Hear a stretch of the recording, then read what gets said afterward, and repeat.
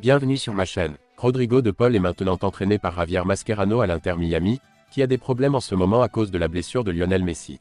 L'ancien milieu de terrain de l'Atlético Madrid est vite devenu un joueur important de l'équipe en Coupe des Ligues, prenant une grande place pendant que Messi était absent. Avant de continuer, prends le temps de souscrire et appuyer sur la touche de notification pour les futures vidéos. De Paul a expliqué qu'il est parti de Madrid en bons termes avec Diego Simeone. Cependant, il a encore un sentiment d'inachevé par rapport à son temps au Metropolitano. De Paul a dit lors de sa première conférence de presse en tant qu'ancien joueur de l'Atlético: « J'ai parlé avec Cholo.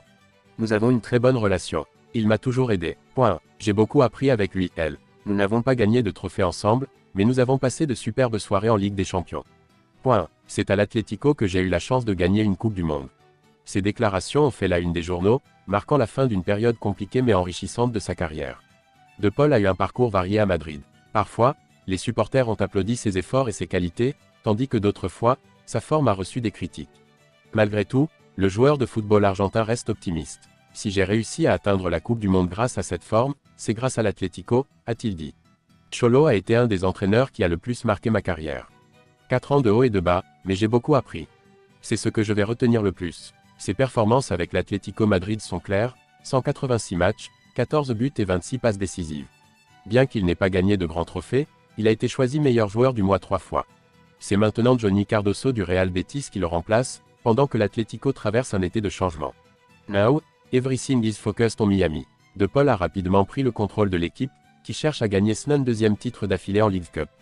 Avec ses récentes victoires contre Atlas et Necaxa, le club continue de bien jouer, même sans Messi, qui est blessé.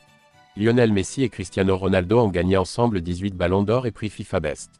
Mais pour qui ont-ils voté au fil des années? Les noms des candidats pour le Ballon d'Or 2025 seront annoncés le 7 août. La remise des prix aura lieu le 22 septembre à Paris. Des joueurs comme Ousmane Dembélé, qui a aidé le Paris Saint-Germain à gagner 4 trophées la saison dernière, ainsi que Lamine Yamal et Mohamed Salah, sont parmi ceux qui pourraient gagner le prix cette année.